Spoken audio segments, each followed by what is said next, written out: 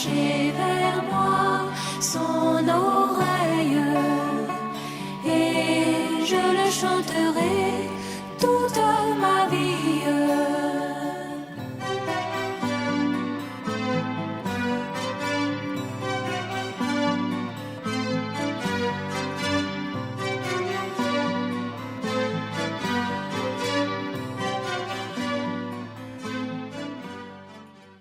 Que Dieu nous bénisse. Alléluia. Nous sommes dans la maison du Dieu vivant. Et dans la maison du Dieu vivant, nous devenons comme la verge d'Aaron, nous devenons verts. Nous portons des bourgeons, des fruits mûrs, consommables. C'est en sa présence seulement que cela peut se faire.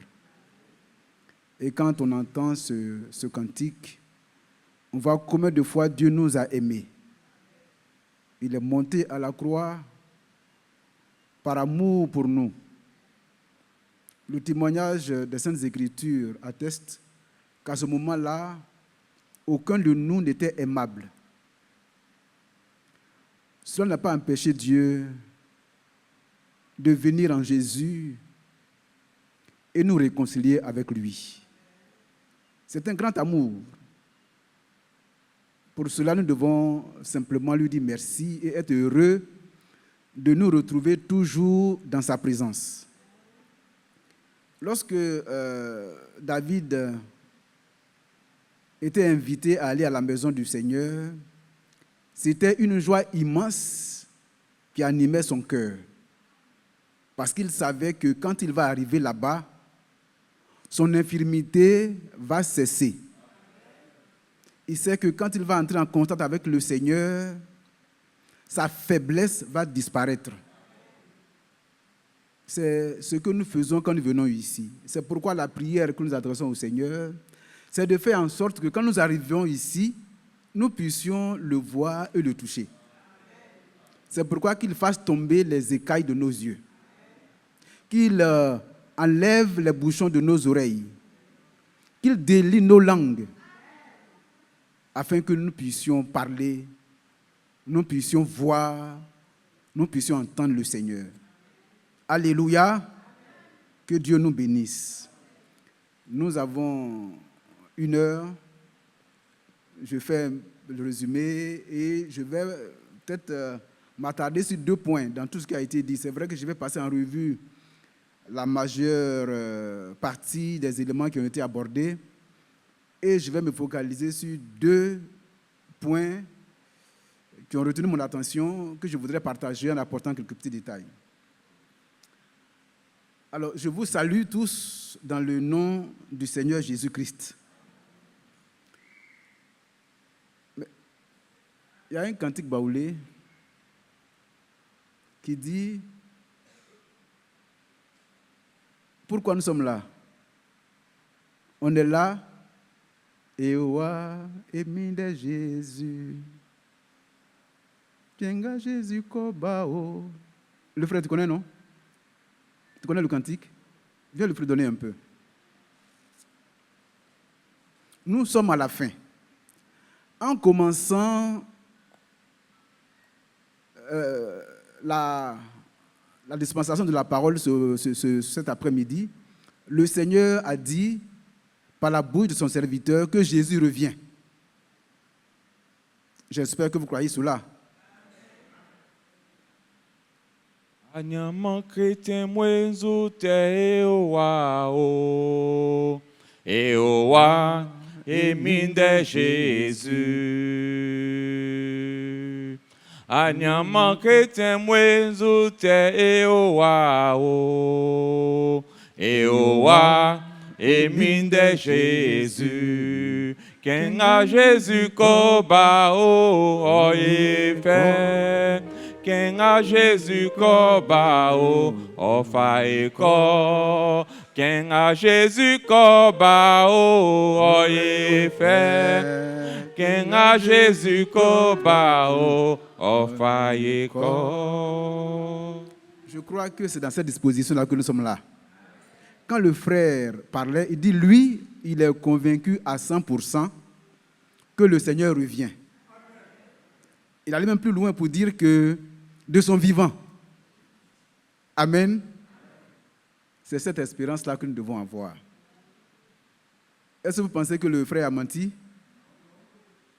Prenons 1 Corinthiens 15, verset 51. Marie, tu peux me l'afficher, s'il te plaît? 1 Corinthiens 15, verset 51. Dit quoi? C'est Paul qui parlait. Amen.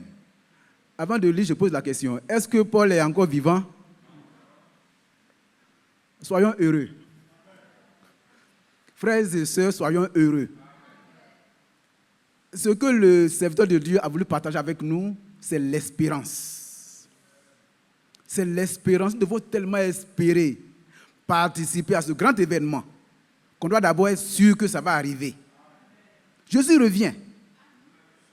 Donc ici, il dit, voici, je vous dis un mystère, nous ne mourrons pas tous, mais tous nous serons changés. Paul a dit ce qu'il pensait à ce moment-là. Que Dieu nous bénisse. Non, c'est tout, frère. On peut aller de l'avant.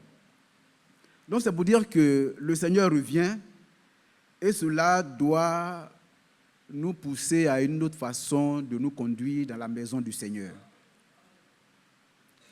Dans le développement, vous vous êtes rendu compte qu'il y a eu deux types de personnes. Il y a des personnes qui craignent le Seigneur. Je crois que c'est toi et moi. Ceux-là, dans la difficulté, ils ne regardent pas à ceux qui prospèrent, même si souvent l'ennemi nous pousse à les regarder. Mais dans la difficulté, ceux-là se parlent l'un l'autre. Quand ils adoptent cette attitude, Dieu est attentif. Et il prend son livre et puis il écrit quelque chose vous concernant. Un souvenir de ce que mon frère Justin et mon frère Okeni se sont parlé à mon sujet. Et puis il écrit. Donc que Dieu nous bénisse. On doit savoir que le Seigneur revient et cela doit constituer pour nous une chose tellement vraie et réelle qu'on devait être capable de tout abandonner pour ça. Maintenant, je veux m'attarder un peu sur un point avant de continuer. Il a dit que quand il est rentré et que le culte a commencé, il a été marqué par les instrumentistes, les chanteurs. Et il a encouragé non seulement ceux-là qui travaillent déjà, mais il a encouragé toute l'assemblée en leur disant que ceux qui ont des talents, qu'ils puissent le fructifier et le mettre au service du Seigneur. On va lire pour cela. Prenons Matthieu 25.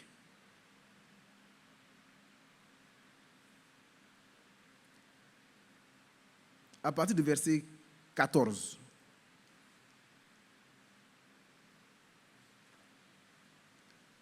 Il en sera comme d'un homme qui, partant pour un voyage, appela ses serviteurs et leur remit ses biens. Il donna 5 talents à l'un, 2 à l'autre et 1 au troisième, à chacun selon sa capacité. Et il partit. Ça, c'est très important. À chacun, un nombre de talents a été remis, mais le Seigneur, il n'est pas injuste. Le Seigneur te connaît, il me connaît. Il sait de quoi tu es capable. Et donc, il donne à chacun selon ce que chacun peut faire. selon sa capacité. Et il partit. Aussitôt, celui qui avait reçu les 5 talents s'en alla, les fit valoir, et il gagna 5 autres talents. Le Seigneur savait que ce frère-là, cette sœur-là, à qui le talent a été donné, avait toute la capacité de multiplier ce talent, de le fructifier, de faire en sorte de passer de 5 à plus. C'est le cas de chacun de nous. Que ce soit le frère Seka, la sœur Aaron, la sœur Kouma. Je peux citer tous les frères individuellement. Mon frère Ewi. Chacun a reçu de la part du Seigneur un talent ou un don. Mais quand on reçoit, le Seigneur donne en fonction de ce que tu peux faire. S'il te plaît, tourne-toi vers le Seigneur, demande-lui quel est le talent que tu m'as donné, si tant est que tu ne sais pas que tu as un talent. Continuons. De même, celui qui avait reçu les 2 talents en gagna 2 autres. Donc il est passé de 2 à 4. Le premier est passé de 5 à 10. On continue. Celui qui n'en avait reçu qu'un alla faire un creux dans la terre et cacha l'argent de son maître. Longtemps après, le maître de ses serviteurs revint et leur fit rendre compte. Celui qui avait reçu les 5 talents s'approcha en apportant 5 autres talents et dit, « Seigneur, tu m'as remis 5 talents. Voici, j'en ai gagné 5 autres. » Son maître lui dit, « C'est bien. Bon et fidèle serviteur. Tu as été fidèle en peu de choses, je te confierai beaucoup. Entre dans la joie de ton maître. » Non, restons là. Nous sommes en entretien, hein, frère. C'est une réunion de prière et le Seigneur nous parle simplement, comme à des enfants, quand un père parle à ses enfants. Il nous aime et c'est des conseils qu'il donne.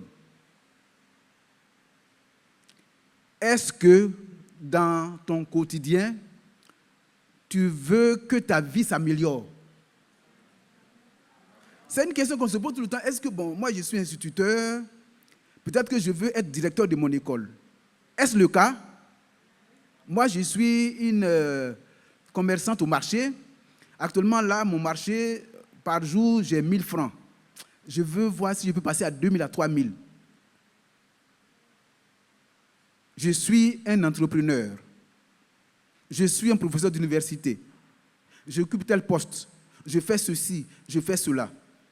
Chacun de nous aspire à plus, n'est-ce pas? Voilà ce que son maître dit, c'est bien. Bon et fidèle serviteur, tu as été fidèle en peu de choses. Je te confierai beaucoup. Alléluia.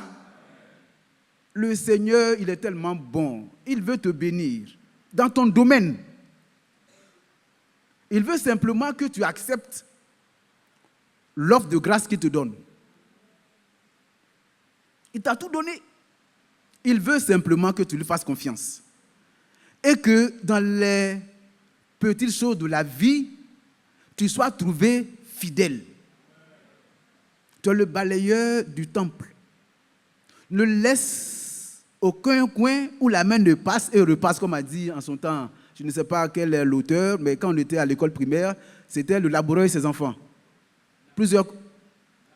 C'est La Fontaine. Il dit, ce père-là, il a été assez sage pour pouvoir inculquer à ses enfants que le travail était un trésor. Tu es le balayeur, mais toi, en balayant là, tu deviens l'expert des balayeurs. Tu es une servante dans la maison d'un frère ou de quelconque. Tu es employé. Fais ton travail avec fidélité, avec rigueur, avec ponctualité, avec assiduité, sans rien attendre. Parce que tu le fais pour qui? Pour toi, tu travailles pour ton maître. Mais en réalité, tu as accompli la parole. C'est tout. Et le Seigneur va te dire, tu as été fidèle en peu de choses. Alors moi, comme je te connais maintenant, je sais que tu peux le faire, je vais te confier davantage. C'est pourquoi le frère dit ceci. D'entrée, il dit, frère, j'ai été vraiment heureux de la manière dont les frères ont joué, de la manière dont ils ont adoré Dieu. J'aurais même aimé qu'on reste là comme ça à le faire. J'ai demandé au frère Rouge de venir. Et puis on allait tellement chanter jusqu'à ce que l'Esprit de Dieu descende. Parce que le Seigneur aime ça. Alors j'encourage tous ceux qui ont des talents. Déjà, vous qui en avez déjà, fructifiez le vôtre. Mais vous tous qui êtes dans l'assemblée, qui avez des talents, fructifiez vos talents. Celui qui est fidèle dans les peu de choses, le Seigneur lui réserve davantage. Continuez. Le dernier là, le méchant. Continue. Celui qui n'avait qu'un talent s'approcha ensuite et il dit, Seigneur, je savais que tu es un homme dur, un homme méchant, un homme acariâtre, qui moissonne où tu n'as pas semé et qui amasse où tu n'as pas vanné. J'ai eu peur et je suis allé cacher ton talent dans la terre. Voici, méchant maître, prends ce qui est à toi. Que Dieu nous aide. Que le Seigneur nous vienne au secours. Nous sommes au service du Seigneur. Et le Seigneur nous a dit une chose, bannis la crainte. Bannis la crainte. Et ici il dit, j'ai eu peur, j'ai craint. Alors, j'ai refusé volontairement de faire travailler l'argent. Et je suis venu te donner ton argent, ton talent. Frère, nous devons faire fructifier nos talents. Regardez un peu. Lisons 1 Corinthiens 9. On va nous lire ça après. Laissons 1 Corinthiens 9, on va lire ça après, quand je vais continuer, quand on va aborder la deuxième partie. Disons plutôt le psaume 126. Psaume 126, verset 5.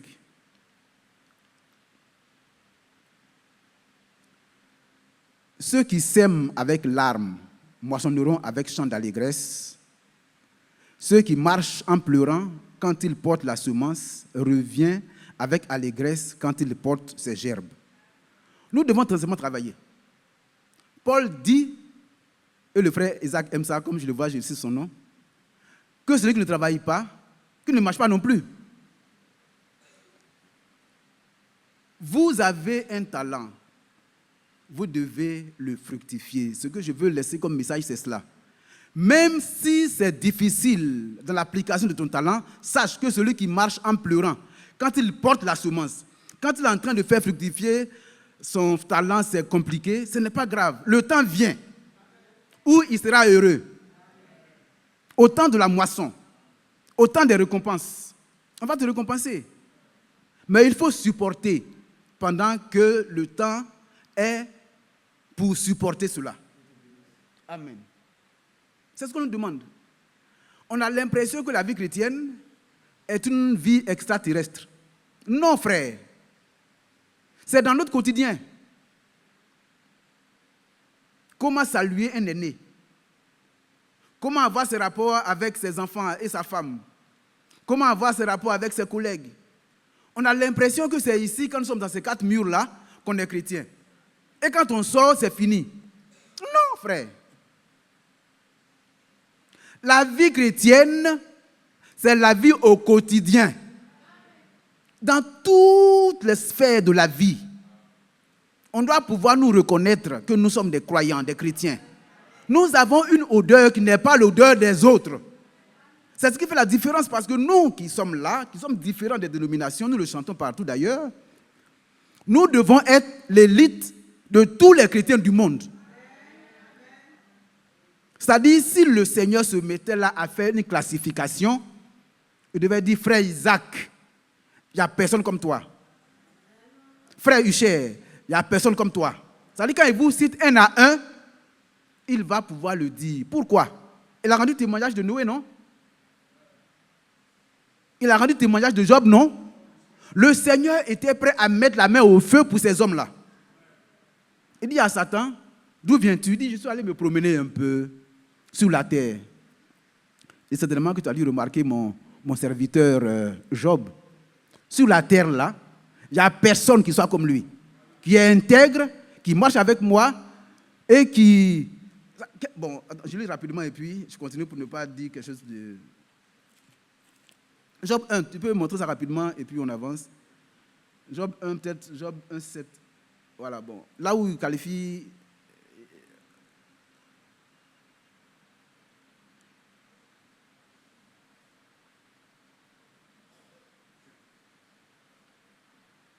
Maintenant, ouais, vas-y, après ça.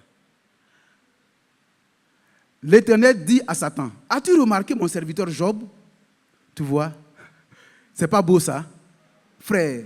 C'est-à-dire que là, le Seigneur voit tout le monde, les 8 millions d'habitants en Côte d'Ivoire, par exemple. Un peu de 6 milliards dans le monde. Et puis il dit, mais est-ce que tu as remarqué le frère Okeni? Est-ce que tu as remarqué ma soeur Boto? Ma soeur... On te remarque. Amen. C'est ce que le Seigneur attend. Parce que ceux qui seront enlevés, ce ne sont pas des farfelus. Ils doivent pouvoir se tenir comme Paul s'est tenu. Amen.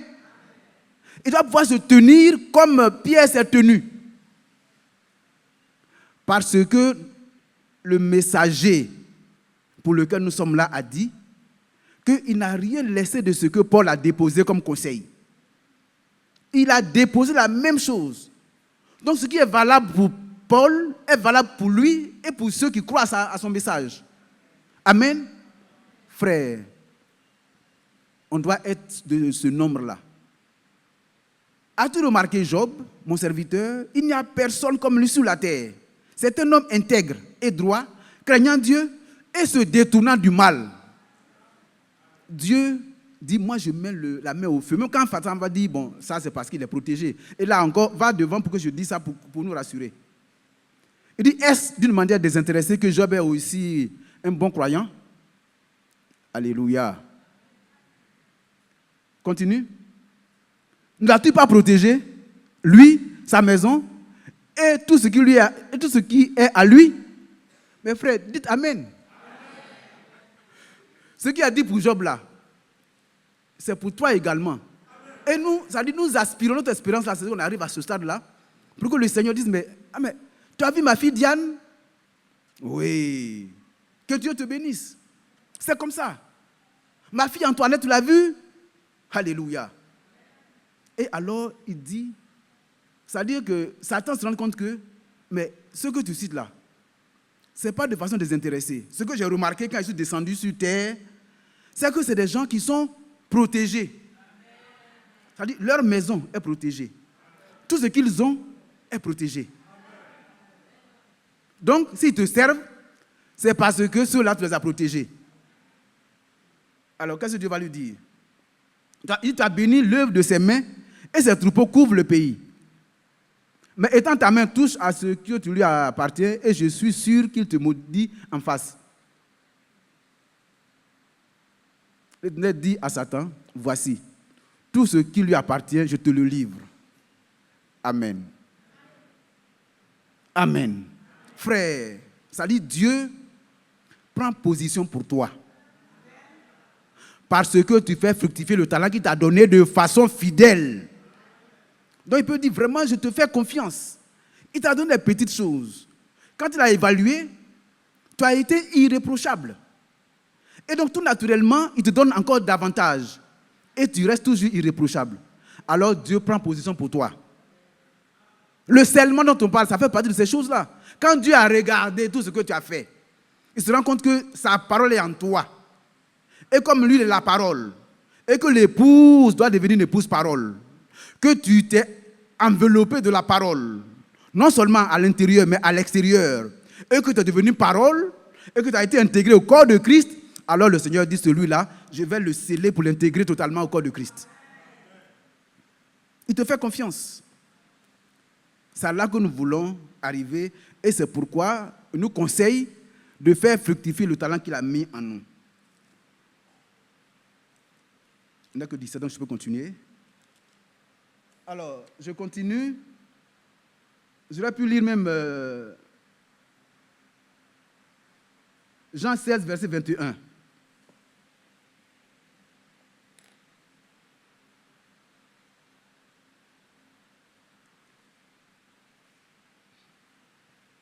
On dit la femme, lorsqu'elle enfante, éprouve de la tristesse, parce que son heure est venue. Mais lorsqu'elle a donné le jour à l'enfant, elle ne se souvient plus de la souffrance à cause de la joie qu'elle a de ce qu'un homme est né dans le monde. Amen. Ça, les femmes sont là, elles peuvent rendre témoignage. Elles savent. Souvent, c'est la césarienne. C'est difficile. Mais quand elles portent l'enfant, elles sont en train d'allaiter leur enfant, mais la joie est totale et immense. C'est pourquoi pendant ces moments de douleur d'enfantement, ne soyez pas troublés. Faites ce que vous avez à faire. Pour ceux qui ont des talents, faites ce que vous avez à faire. Et puis, je veux qu'on soit sûr d'une chose. Le Seigneur ne se trompe pas. Si tu as été choisi, que tu es là, c'est qu'il a un chemin avec toi qui doit te conduire jusqu'à l'achèvement. On va y marcher pour aller. Bon, il a évoqué la révélation qui croit. Alors, il a également dit que le Seigneur nous invite à sortir de tout ce qui est de Babylone.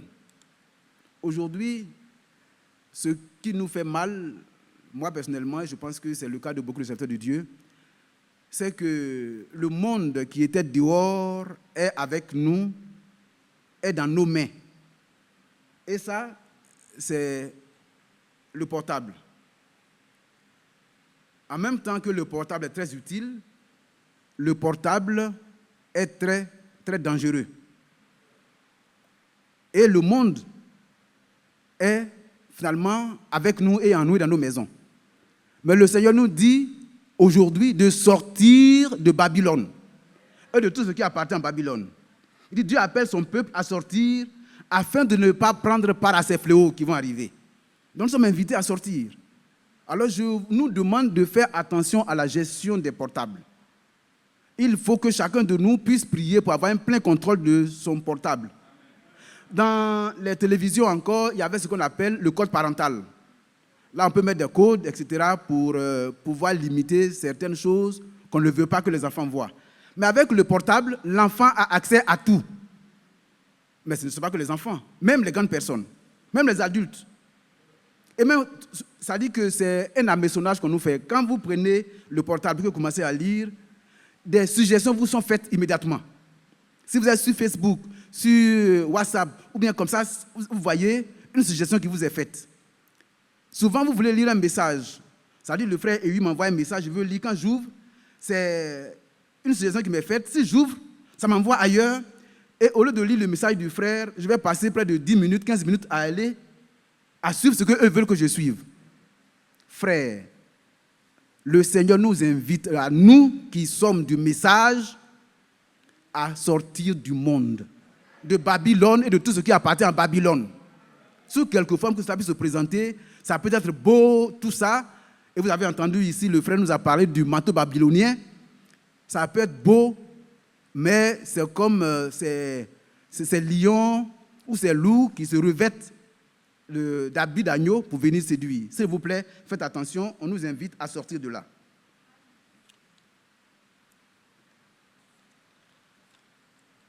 Je voudrais revenir à la deuxième partie sur laquelle je veux mettre l'accent. Bon, il n'y a pas de prémices, tout ça, mais je vais revenir. Prenons Romains 8.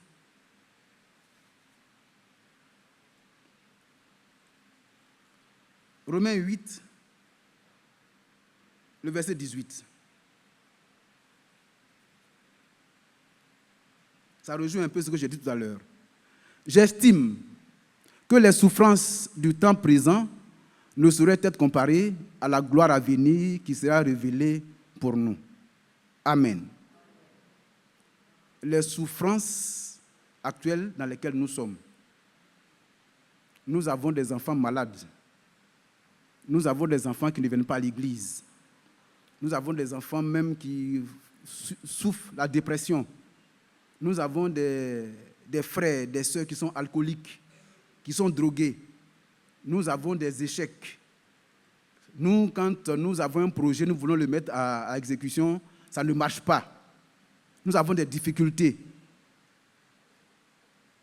J'estime que les souffrances du temps présent ne sauraient être comparées à la gloire à venir qui sera révélée pour nous. Pour nous, qui? C'est pour toi et pour moi. Pourquoi Paul peut dire une telle phrase? Pourquoi peut-il dire ça? C'est parce que à toi à qui il s'adresse, il considère que tu es quelqu'un de sauvé. C'est pourquoi j'ai fait chanter Golgotha. C'est quelqu'un qui connaît Golgotha, qui sait ce qui s'est passé là-bas et qui est sauvé. Amen. Alors, lisons ensemble maintenant 1 Corinthiens 9, verset 23.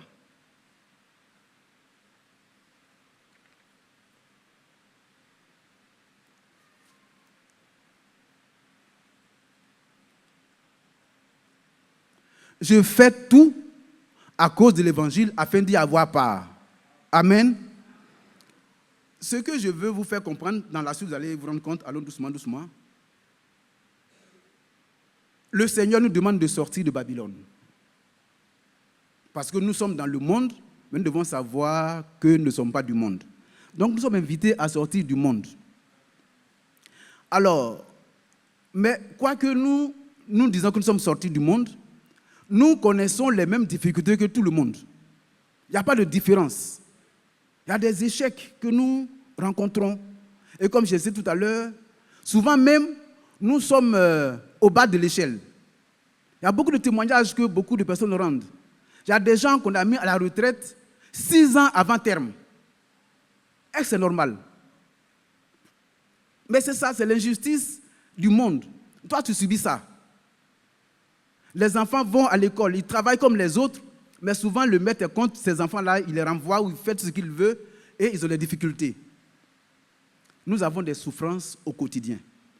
Mais ceux qui ont cru pour qui Paul a parlé là, ceux-là, ils font tout à cause de l'évangile afin d'avoir part à l'évangile.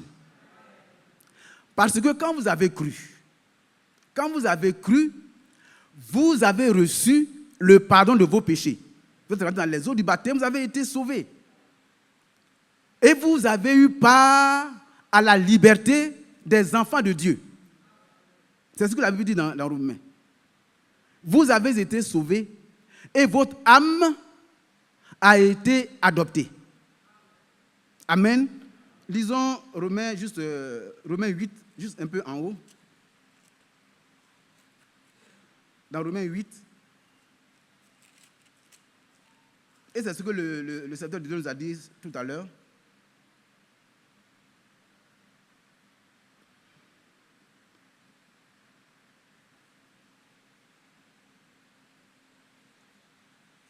Là où il parle d'adoption, pas au verset 15, juste avant ça, où il parle d'adoption, on a... Juste un instant.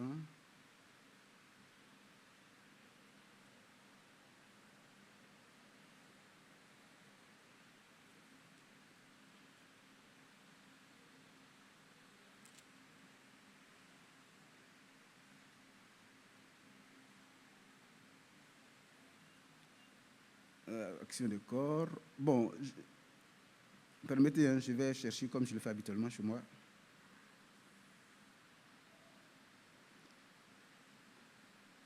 Le Seigneur veut nous montrer simplement que quand vous avez cru, que vous avez été sauvés, que vous avez accepté l'offre de grâce qui a été offerte par le Seigneur, notre âme a été sauvée et adoptée. Nous sommes rentrés dans l'adoption du Seigneur. C'est pourquoi nous pouvons dire Abba Père. Ça veut dire que le Seigneur est devenu effectivement notre Père Et nous avons accepté. Mais malgré ce fait-là, nous subissons les mêmes difficultés que tout le monde. Et c'est pourquoi dans Romains 8, comme il est dit,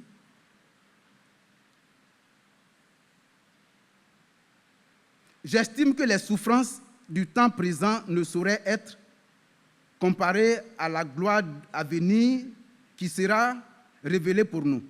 Au verset 14 maintenant, car tous ceux qui sont conduits par l'Esprit de Dieu sont fils de Dieu.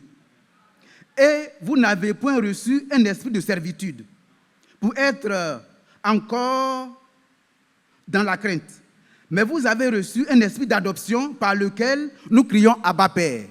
Cela veut dire quoi? Quand nous avons cru, quand nous avons accepté le Seigneur, nous avons fort heureusement été adoptés par le Seigneur. Cette adoption concerne quoi? Ça concerne notre âme. Nous sommes sauvés. Et le Seigneur est notre Père, nous l'appelons ainsi. C'est pourquoi il nous dit que l'esprit que nous avons reçu pour être sauvés n'est pas un esprit de servitude pour être encore dans la crainte, mais un esprit d'adoption pour que nous considérions le Seigneur comme étant notre Père. Ça, c'est cette position. Mais quoi que nous soyons fils de Dieu, dans cette position, nous continuons de souffrir.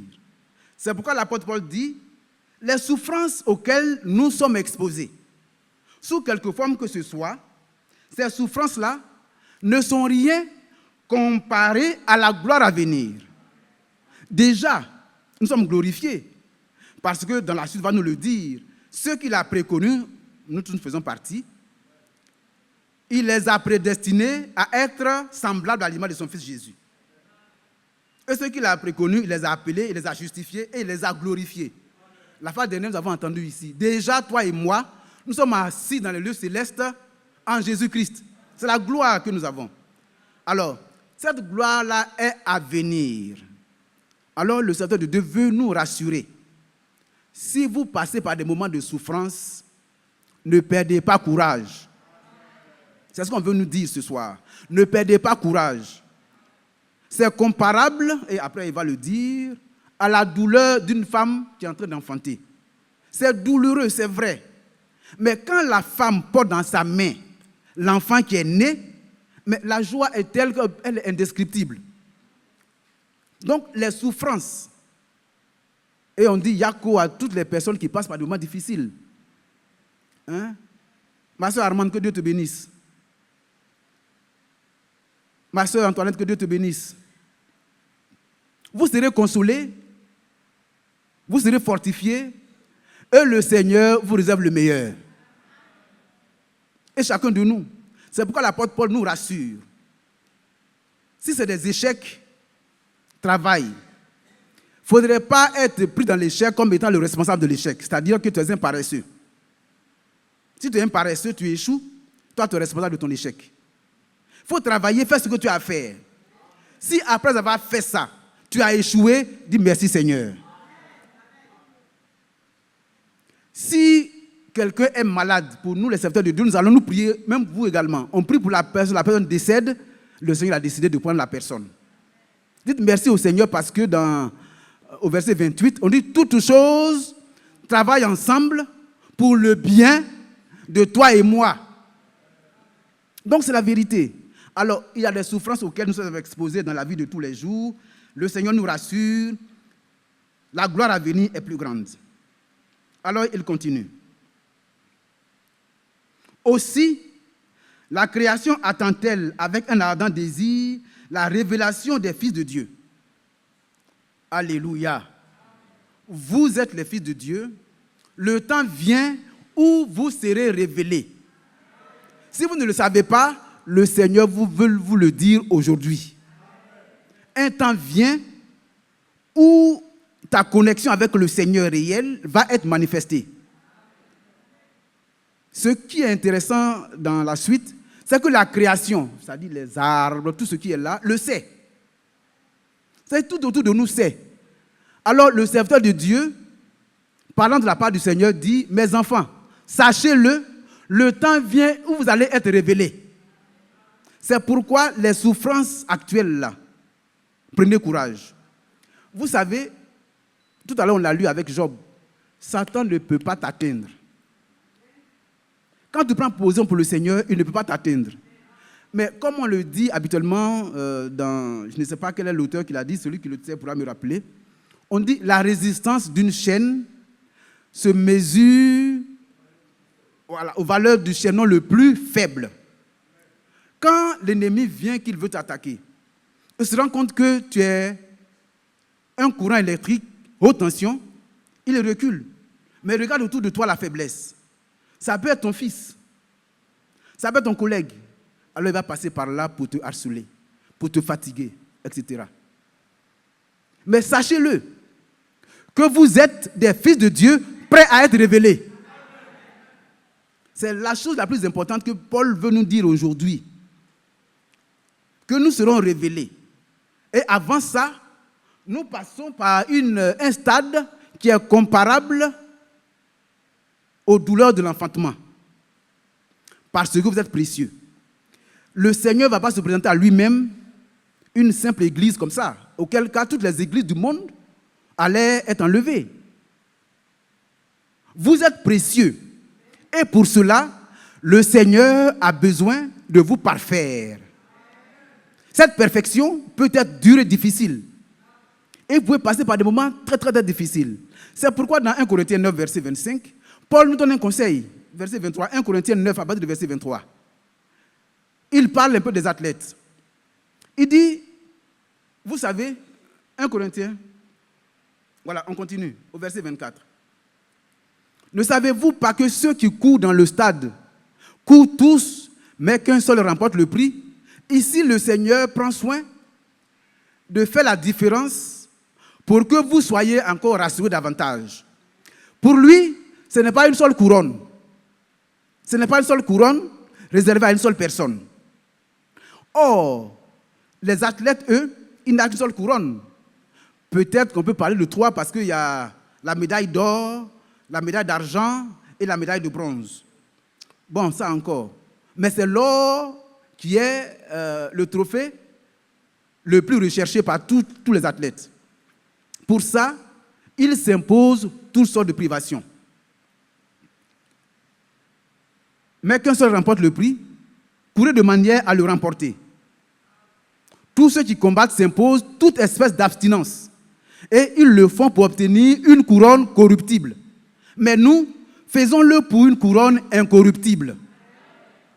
Moi donc, je cours non pas comme à l'aventure, je frappe non pas comme battant l'air, mais je traite durement mon corps. Et je le tiens assujetti, de peur d'être moi-même désapprouvé après avoir prêché aux autres. Amen. Les souffrances par lesquelles nous passons. Quand je parle, je pense à beaucoup de frères qui ont été hospitalisés pendant des mois. Ils vont dire, mais pourquoi moi? Il y a des frères qui ne travaillent pas depuis de longues périodes, alors qu'ils n'ont rien fait. Ils vont dire, mais pourquoi moi? Et alors on peut citer toutes les difficultés que des frères et des sœurs peuvent rencontrer. Oui, ils vont se dire, mais pourquoi moi? Le Seigneur te connaît. Amen. Le Seigneur te connaît. Il sait que tu peux supporter. Il sait que tu es capable et il se rend compte qu'en toi, quelque chose manque. Parce que la couronne, c'est pour toi. Comme il t'a préconnu, tu es destiné à la gloire. Mais il ne veut pas que tu arrives là-bas avec des tâches. Il veut que tu y arrives comme il veut que tu sois. Alors, les petits boutons là, il va les casser. Ça va faire mal. Il va tourner un peu, ça va faire mal. Il va permettre les situations. L'objectif, on a une phrase qui a été dite, qui a séduit, qui a donné de l'amour pour le frère Mbi et pour le frère Isaac. Il dit, les épreuves sont l'engrais de la foi. Jacques dit que les épreuves là ont pour objectif de perfectionner ses enfants pour que ceux-là soient capables de résister, ne faillir en rien. Donc, comme il veut se présenter une épouse sans tache ni ride, Paul dit, lui, il le sait. C'est pour cela qu'il s'impose toutes sortes d'abstinences, toutes sortes de privations, pour que, à la fin, il puisse bénéficier de la couronne. Chez nous, Il y a autant de couronnes que de personnes fidèles. Je ne sais pas si vous avez compris. Ça dit chaque tête qui est fidèle, ce n'est pas une seule couronne qui sera donnée. Il y a autant de couronnes que de têtes fidèles, que de vrais chrétiens, que des personnes qui se sont totalement abandonnées entre les mains du Seigneur. Et donc, on nous dit ici que c'est quelques souffrances éventuelles auxquelles on pourrait être exposé. Ma soeur Marie-Thérèse, que Dieu te bénisse. Le Seigneur te connaît. Tu passes par des moments difficiles, le Seigneur a un objectif au bout, il va te donner. La gloire est à venir. On va lire ça tout à l'heure. Je dois dire mon corps et je le tiens à ce jeudi de peur d'être moi-même désapprouvé après avoir prêché aux autres. On revient dans Romains 8.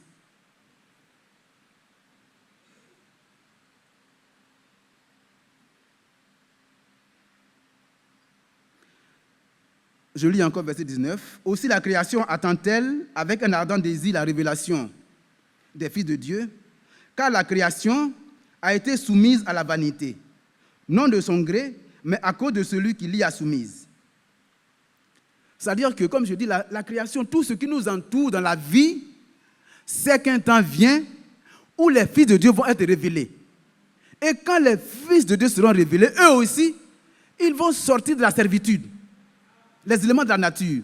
Donc les éléments de la nature, en appelant ardemment l'avènement de cet événement, le Seigneur te dit, toi, sache-le, qu'un temps qui n'est pas loin arrive où tu seras révélé. Alors, aussi, tu dois savoir que cela ne veut pas dire que tu n'es pas un enfant adopté. Tu es un enfant adopté. Mais c'est l'âme qui est adoptée. J'insiste, c'est ton âme qui est adoptée. Au point que le Seigneur t'appelle fils de Dieu, enfant de Dieu. C'est toi aussi, quand tu le sais, tu dis Abba Père. Mais cela ne t'épargne pas ce que les gens du monde rencontrent comme difficulté. Mais quand tu vas passer par ces difficultés, ne perds pas courage. Reste ferme jusqu'au bout. Si tu ne le sais pas, la nature attend que tu sois révélé. Donc je te donne le secret. Tu seras bientôt révélé. Alors résiste, persévère, sois patient. Tu vas y arriver. Parce que je t'ai préconnu et je t'ai prédestiné à ça. Donc les petites souffrances auxquelles tu es soumise là, pardon, il ne faut pas te laisser arrêter par ça. Que Dieu nous bénisse. Donc il dit, avec l'espérance qu'elle aussi sera affranchie de la servitude, de la corruption. Vous savez, aujourd'hui, comment la terre souffre. Si on prend la terre, on creuse ici, on coupe les arbres ici, on fait beaucoup de... La terre souffre, les arbres souffrent, tout ça là. Ça, c'est la souffrance, l'expression de la souffrance d'un arbre. Et tout ça. La nature souffre. Mais l'espoir de la nature, de la création, c'est que toi, très bientôt, tu seras manifesté et révélé. Et donc, ils aspirent à ce que cela arrive. Maintenant, on continue. C'est ce qui est intéressant. Quand j'ai lu ça, mon cœur était tellement... Et ce que nous vous demandons, frères, quand nous sommes ici, priez pour nous. Parce que dans la méditation, souvent, tu as une telle perception de la chose. Mais quand tu arrives, souvent, tu ne sais pas comment communiquer. Donc, aidez-nous à savoir vous communiquer ces choses-là. C'est tellement important. C'est vrai. Ça dit, ma femme sait, souvent je crie à la maison. Ça dit, je peux crier parce que je suis très content, je vois la chose. Mais quand j'arrive, bon, souvent la façon de dire peut être compliquée, supportez-moi. Mais regardez à l'essentiel et comprenez ce que je veux vous faire comprendre. L'apôtre Paul nous dit ceci. Nous avons été sauvés. Par le salut que nous avons, notre âme a été adoptée comme des fils et des filles de Dieu. Mais ce n'est pas suffisant. Et quand il en parle, et c'est ce qui a été intéressant, j'ai relevé, il dit il y a une première rédemption, mais on doit avoir quoi?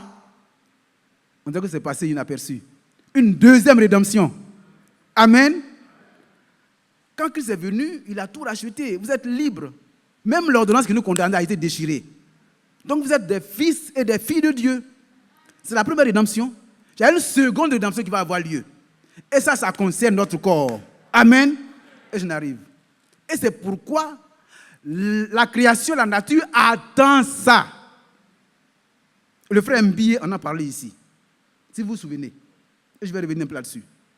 Il en a parlé ici.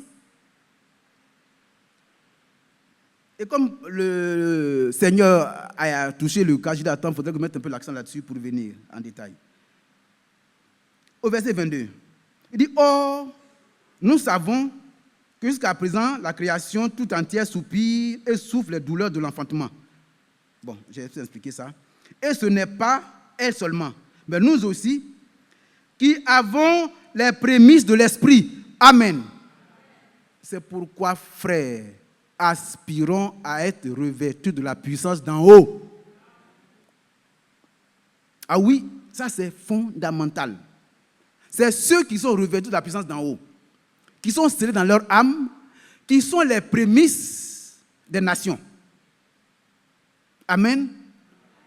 C'est un peu compliqué. Alléluia. Ça dit, vous êtes les premiers-nés, le Seigneur est le premier-né. Ceux-là, quand ils ont été baptisés du Saint-Esprit, scellés, alors ils sont considérés comme les prémices. Que le Seigneur va se présenter à lui-même d'abord. Amen. Que le Seigneur va se présenter à lui-même d'abord. C'est à ce moment-là que va avoir lieu la deuxième rédemption. Et qu'est-ce qui va se passer? Cela va concerner le corps. C'est pourquoi il est dit, au verset 24. Et ce n'est pas elle seulement, mais nous aussi, qui avons les prémices de l'Esprit, nous soupirons après quoi? En nous-mêmes, en attendant l'adoption, la rédemption de notre corps. C'est la deuxième rédemption dont le frère parle. Amen. C'est la deuxième rédemption dont il parle. La première a eu lieu, le corps est déjà, l'âme est déjà sauvée. Mais aujourd'hui, on est encore malade. Parce que le corps n'a pas encore bénéficié de cette rédemption. J'ai mal à la dent. Voici ma maman qui est dentiste. Je vais, il y a carie dedans. Elle pousse ta tête, elle tourne ici. Voilà, elle enlève, ça fait mal. Parce que le corps n'a pas encore subi la rédemption. Maintenant, ce qui est bon pour nous, ceux qui ont reçu l'Esprit, qui sont scellés par le baptême du Saint-Esprit, ceux-là ont l'assurance que le temps vient où eux également, leur corps va subir la rédemption et l'adoption. Alors mon frère qui lève la main, les yeux vont voir.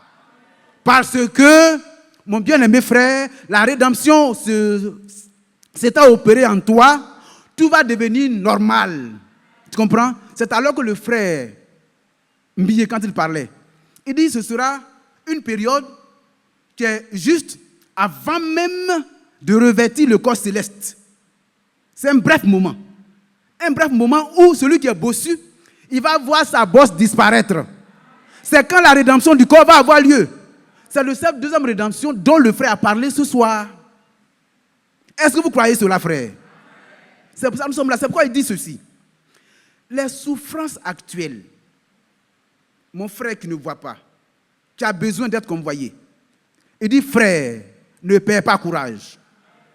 Le Seigneur te réserve une rédemption de ton corps, où les yeux verront.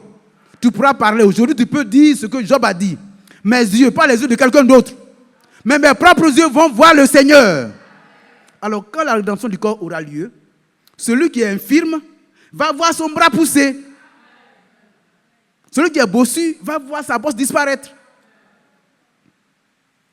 Nous avons besoin de cette rédemption.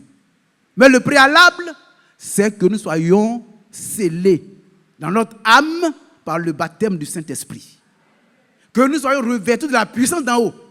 Alors, cela nous réserve cette révélation. C'est pourquoi, comme la création le sait, elle soupire. Oh, quand est-ce que cela va arriver? Pour que je cesse de souffrir. Les billes de bois passent toujours, on coupe cela. Pour que cela cesse. Quand eux, là, quand ils seront manifestés, moi aussi, je vais sortir de la servitude. Que Dieu nous bénisse. C'est pour ça que nous sommes là. Nous sommes venus pour cette espérance. Et ce qui est intéressant, que je veux qu'on observe, pour que vous sachiez que vous êtes sauvés, il dit ceci.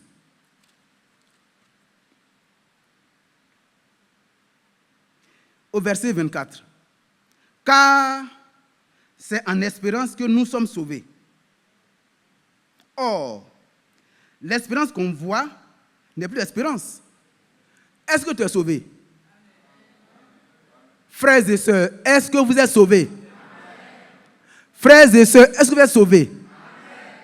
Est-ce que vous espérez être sauvés? On voit qu'on est sauvés. L'espérance qu'on voit n'est plus l'espérance. Alléluia. On est sauvés. Là, il continue. Ce qu'on le voit, ce qu'on voit, peut-on l'espérer encore? Il vous pose la question. Ce qu'on voit, peut-on l'espérer encore? Est-ce que vous espérez être sauvés? Parce que vous êtes sauvés. Et parce que vous êtes sauvés, vous pouvez dire Abba Père. Parce que Christ est votre Père et vous êtes des fils et des filles de Dieu. Maintenant, il continue. Mais si nous espérons ce que nous ne voyons pas, nous l'attendons avec espérance. Ce que nous attendons avec espérance, c'est la rédemption de notre corps. Amen. À ce moment-là, on doit l'attendre avec espérance.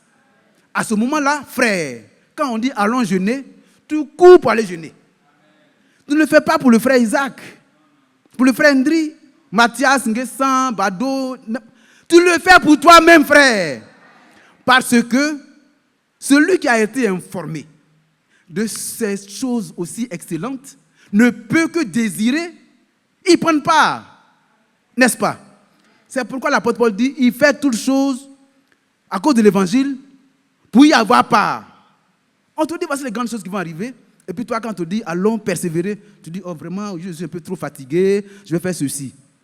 Tu veux rester ici? Mon frère, tu veux rester ici? Que Dieu nous aide. Dieu t'a aimé. Il a dit, je peux encore aller dans l'Ancien Testament pour revenir, mais ce n'est pas là. Ce que je veux, j'ai voulu mettre l'accent sur deux choses, sur les talents et puis sur cette histoire de première rédemption, deuxième rédemption. Pour que tout le monde soit au même niveau d'information et qu'on soit rassuré que nous sommes sur un chemin qui nous conduit directement au but. Et vous comprenez pourquoi j'aime dire nous sommes au bon endroit. Parce que moi, quand j'écoute le frère Franck, je me rends compte que cet homme-là, il avait un vrai ministère. Il avait un vrai ministère. C'est le ministère du serviteur fidèle et prudent. J'enlève le nom de Franck. Le ministère du serviteur fidèle et prudent. Qui avait pour mission de distribuer la parole et prendre soin des domestiques. Il a fait son travail. Mais le travail de distribution se poursuit. Mais avec quoi? Avec le message dont le messager est le frère William Branham. Quand on a compris ça, on est équilibré. Nous ne sommes pas du nombre de ceux qui veulent catégoriser les croyants, qui veulent faire des clans. Ou lorsque vous écoutez la prédication du frère Franck, il parle, on nous diffuse une prédication de 1982, de 89. Mais à ce moment-là, il dit aujourd'hui, ce que Dieu est en train de faire aujourd'hui. Pendant ce temps-là, il y avait ce qui se fait là où je suis assis là. Ça dit aujourd'hui 24, ce qui se faisait en 89. Est-ce que ce sont les mêmes choses qui se font aujourd'hui en termes de technologie? Non. La fois dernière, je rappelais à quelqu'un, pour ceux qui ne le savent pas, je l'ai déjà dit ici 2 fois, mais je répète. Quand vous lisez les âges de l'Église et que vous prenez l'âge de Luther, l'un des éléments caractéristiques de l'âge de Luther qui a permis la vulgarisation de la Bible, c'est l'imprimerie. À ce moment-là, l'imprimerie venait d'arriver et Luther et son équipe, ils ont acquis une imprimante, c'est-à-dire des machines d'imprimerie, ce qui leur a permis d'imprimer des milliers de Bibles. Parce que lors de l'âge noir, on n'avait pas accès à la Bible. C'est Luther, au temps de Luther, que la lecture de la Bible a été vulgarisée. Parce que la technologie de cette époque-là, c'est l'imprimerie seulement. Est-ce que vous comprenez la nuance? En 2025, la nouvelle technologie, on appelle ça antique. Avec les réseaux sociaux, avec tout ça. Mais les fondamentaux restent les mêmes. Amen. Les fondamentaux restent les mêmes, frères. Ne vous laissez pas troubler. ne vous laissez pas troubler. Nous savons que le frère Branham a prêché tout le conseil de Dieu. Il s'est référé à qui? À l'apôtre Paul. Le frère Franck, il a prêché tout le conseil de Dieu. Il s'est référé à qui? Au frère Branham, au frère Paul. Nous qui sommes les domestiques, certains préfèrent le terme servant. Quel que soit le terme qu'on attribue. D'ailleurs, on dit de ne même pas s'affubler de termes, d'appellations particulières. C'est le frère Franck, c'est le frère Branham. S'il y a une affinité entre moi et un frère, je peux l'appeler d'un certain nom. Mais ça, c'est entre nous. Mais dans le service, c'est des frères. Oui, c'est des frères. Mais quel que soit ce que la personne peut être, ce qu'on attend, c'est d'être trouvé fidèle dans la dispensation de la parole. C'est ce qu'on attend. Donc que Dieu nous bénisse, frères. Et donc restez équilibrés pour ne pas se laisser troubler, pour dire que il faut faire comme ça, il faut faire comme ci, il faut faire comme ça. C'est la parole et rien que la parole. Et tout cela ont pris pour absolu la parole. Et le message, c'est le retour à quoi? À la Bible. Donc c'est tout.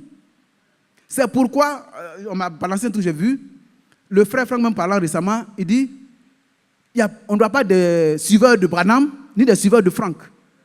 Non. Selon nous savons qu'il y a un dépôt qui a été fait. Quand l'apôtre Paul s'adressait à Timothée, il dit de garder le dépôt que lui, Paul, il a donné à Timothée, son fils. Mais Dieu nous a dit, au travers de ses serviteurs, qu'on devait emmagasiner la nourriture quelque part. Ça a été emmagasiné. Si le Seigneur nous donne accès à ça, on prend et puis on se nourrit avec ça. Tous les jours. Mais arrêtez les balisages, les choses qui font que les frères sont divisés entre eux pour rien du tout. Vous savez une chose. Est-ce qu'il y a deux seigneurs? Non, il y a un seul Seigneur. Il y a combien de corps? Il y a un seul corps.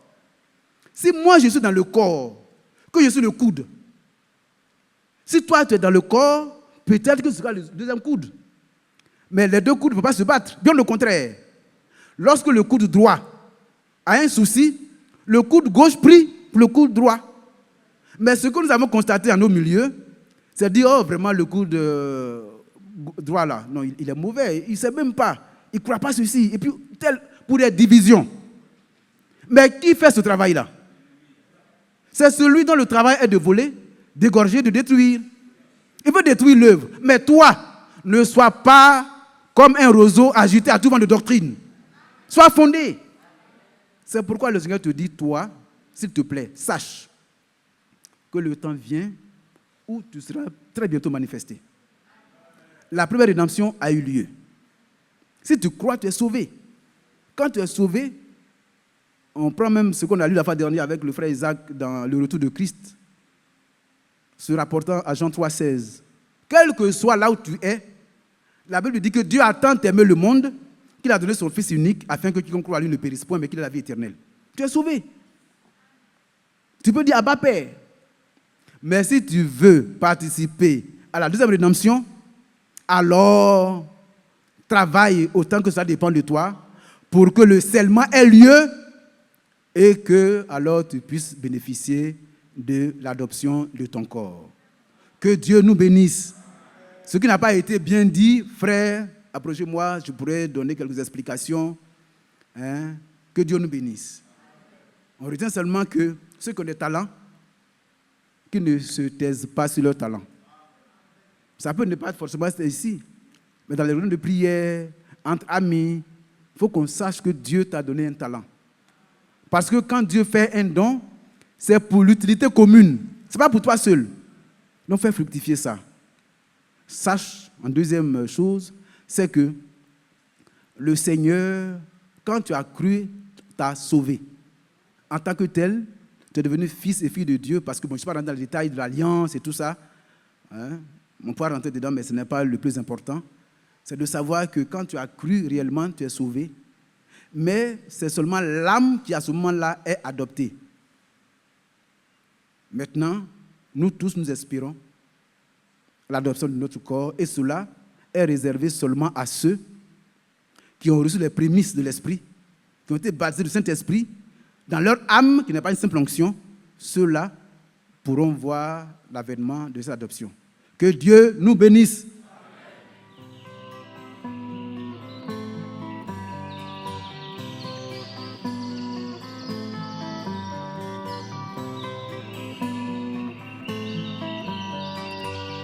J'aime l'Éternel,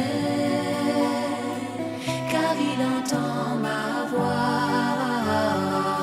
Il a penché vers moi son oreille, et je le chanterai.